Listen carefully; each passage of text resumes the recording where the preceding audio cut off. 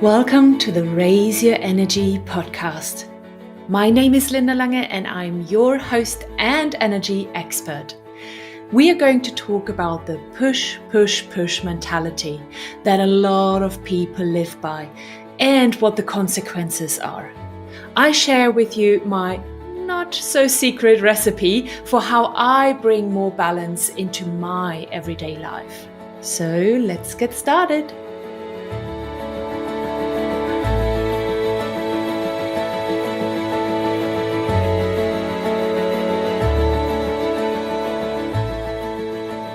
Have you ever heard about these expressions? Push, push, push, or go, go, go, work, work, work. It means to be all the time full on, always driving ourselves to the limit in the pursuit of something particular. And a lot of us have the belief that this is the only way that we can achieve what we want to achieve. And lots of time people living their lives with this mentality will achieve a lot. But to what cost? And the funny thing is that this is not the only way to live and achieve your goals and dreams. But I did not know that either. My life was about giving everything at work. I wanted a career, I wanted promotions, I wanted higher salaries. And I just saw this happening in one way. For myself to always give my best and my everything. That was the only way I thought you could have it all. And let's be honest, the companies benefit from it when their employees always give their best and put their work first in pursuit of more money, more status, and more power. Well, so they think, because now they are starting to pay the price when 50 to 70% of people are burned out. And burnout is directly linked to lower performance at work and absent days due to health reasons. But back to ourselves, or back to the way I was living for so many years. You might be resonating with what I'm sharing here about myself. You might see yourself in the same shoes, asking yourself, when will there ever be time when work is not so demanding, when it actually quiets down and when you can actually take a breath from all of this. Looking back at the last years, has this ever happened to you? Has work ever gone down and gave you a breath to take?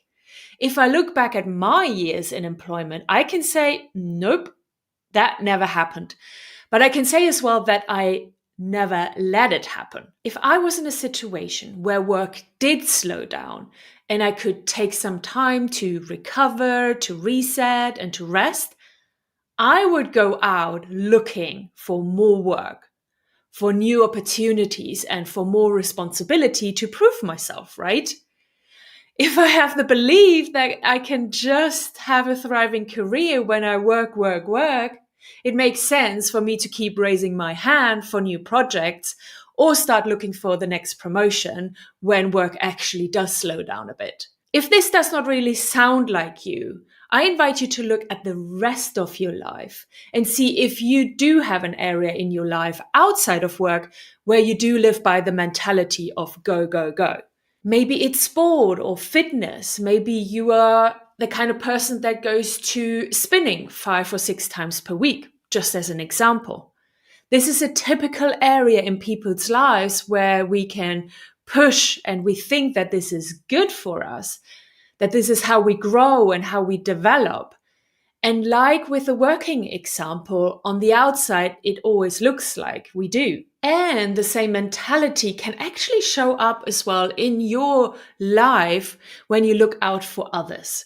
Either it's your children, maybe it's your whole family or other people in your family, maybe it's your parents, maybe it's your partner. If that is the case for you, reflect on this. Are you putting their needs always before yours? Are you always available to drop everything important to you to help or support the others? Are you always, so to say, on call for everybody else in your life and feel like you have no time for yourself? If you're saying yes to any of that, then you are living by that mentality, not at work, but you're doing this in your private life. So let's talk about what it means and where it can actually end up. Stress is good and necessary, but you have heard me talk about this in previous episodes. If we cannot turn off the stress response, we are heading for some kind of breakdown or maybe even illness in the future. Our system, our nervous system, helps us with this push, push, push, but it's not meant to be turned on all the time. We are not built to live like that, but we created a society, a culture, a way of living that demands this from us to thrive or even survive. Again, so we think. If you keep living in work, work, work mode for years or decades in your workplace, in your job, you might end up with burnout, or you might develop an illness that is based on the way we live, like a heart attack or cancer, or there are many other illnesses out there. If you, for example, practice your fitness and sport regime based on the go, go, go mode, then you had probably for some physical breakdown, like a regular or chronic injury. And if you're living a private life of push, push, push, any of that can happen. You can have an injury, you can have a breakdown, you can have burnout, you can develop an illness. I don't want to scare anybody. I want to show you the cause and the effect. Lots of people do not make the connection between the way they're living and any illness or injury that shows up in their life. They think that they might just have been unlucky or it just happened by chance. No, the research actually shows these days that most of our illnesses or breakdowns are caused by the way we are actually living our lives. And that means that you play a huge part in this. This is not something that is just happening to you. You have a decision here. You have a choice. I mentioned already that stress in itself is not bad, that we need certain stress in our life to actually keep a balance and grow and perform well. It's actually kind of like a curve that first goes up and then at the peak suddenly goes down again, kind of like a mountain. We need to add some stress in our life to create a healthy tension and to raise our performance as well at work, in the gym, or to manage all the responsibilities in our family lives. And when we are at that peak performance, we are very productive and at the same time very calm and relaxed. So check in with yourself. Are you always calm and relaxed when you are performing in your area of responsibility? When I look back at my old self before my burnout, then the answer is definitely no. I was most of the time performing and at the same time felt stress or pressure. So my performance was more supported by the feelings of being rushed or worrying about getting everything done or beating myself up for taking longer than expected. That is not the peak performance we are looking for. What I just described is already the phase after the peak performance where it goes downhill. It's when we moved from being in a healthy tension of stress to being in the exhaustion phase of stress. We are already overdoing it and we're heading for burnout. We're heading for a breakdown of our systems. So ask yourself again, looking at your area of responsibility or performance, whatever it is your performance based on the healthy tension that makes you feel calm and relaxed when you perform well? Or is it rather based on stress, pressure, being rushed, and feeling exhausted? This is a good indicator for you to realize that you're not truly at peak performance and that you have to take a step back. And that, of course, sounds much easier than it actually is. I know that. Just because I have now all of this knowledge and I even support my clients in overcoming burnout once and for all, it doesn't mean that I have eliminated all of my tendencies to overwork, to keep going and going and going, and to put myself under stress. I don't think I will ever completely get rid of those. And to a certain level, I don't probably even want to. They got me to where I am today. They kind of are part of me. They did let me have a thriving career and build my own business. And at the same time, of course, they did get me to burnout completely. So I know that I need something to keep me in balance. I need something that gives me messages for me to adjust the way of living so I can have more of that peak performance that feels calm and relaxed in my life. And for me, this is being in contact with my nervous system through the SORCE app that I use. It's an app that reads my heart rate variability, which is direct messages from my nervous system on how much resilience and energy I have for the day ahead. I do this every morning, and then I adjust my day based on this message. I will give you a link to the app in the show notes or underneath the video. But let me tell you more about how I actually then adjust my life to these messages, because that is really what changed my life, my health, and my energy levels. If my nervous system is really strong on a day, I get the message that I can push myself.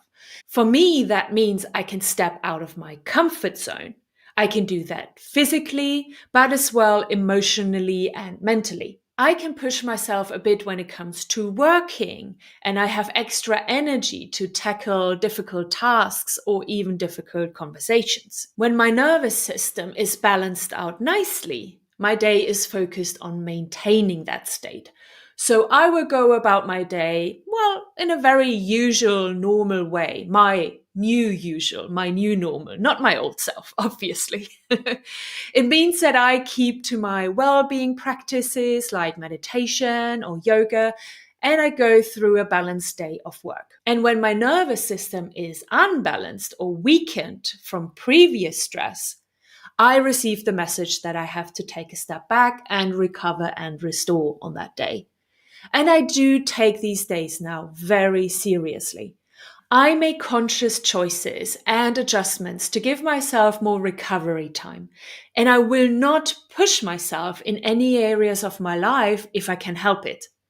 Sure, this is not always possible, but it is possible nevertheless. It's a practice you need to get better at and try out different things and see what works for you. So let me give you a few examples of areas in my life where I do make adjustments based on the messages I receive from my nervous system. My best example is probably my yoga practice. I practice yoga about 4 to 5 times per week. And if I do, I will always look first at my nervous system and receive the message. And then I will choose a practice for me to do on that day. If I have a push day, I use that day to stretch myself. Maybe I do a longer session or something a bit more demanding, like a power flow. I have an online membership called Soul Sanctuary where I have hundreds of classes available to me. I will actually give you the link in the show notes as well, just in case you're looking for something like that as well. And so if I have then a recovery day, I will choose something slow, like maybe a stretch class or a yin practice, where I don't push my body and my nervous system so much. And sometimes these are even the days where I might even skip my practice and take a break. My second example is my daily walk with my dog, 𝐂𝐀𝐏𝐿𝐄𝐄. I will adjust my time out with him based on how much energy I have available. So I will check in with my nervous system first. And if I have a recovery day, I will not stretch myself and sometimes even try to take an easier walk and take as well a bit of a shorter walk. And if I have a push day, 𝐂𝐀𝐏𝐿𝐄𝐄 gets the benefits of a longer walk and I get more time out in nature and try to attempt maybe even more difficult walks. I will choose as well walks I have done many times before when I have a recovery day, so I know exactly what I get myself into. And if I have a push day, I might explore some new walks because there I might need to walk a little bit longer, especially if I might get lost. The obvious area of my life to adjust based on the message from the nervous system is, of course, work. I use push days for tasks that either take me a lot of energy or they push me out of my comfort zone. And when I have a recovery day, I will choose easier tasks. Maybe some are more of a routine to me, maybe some admin, somewhere where I don't need to think a lot about it or really step out of my comfort zone to get it done. And then there are, of course, other areas in my life where I really truly listen to my system and adjust accordingly, like my meditations, when I go to bed, how much sleep I need. So all in all, I feel so much more energetic and balanced because I'm more in touch with my nervous system. I am much more resilient as well to whatever life throws at me. There is actually not much anymore that can influence my mental stability to the detriment of my health. And that's what it's all about for me. Energy and health to enjoy my life to the fullest. I hope you took a lot of nuggets away from this episode today. I feel like it was jam-packed full of messages and insights for you. Thank you so much for listening to or watching, and I hope you can create more balance in your life so you can enjoy your life more. And with that, I love you and leave you. Talk soon and bye-bye.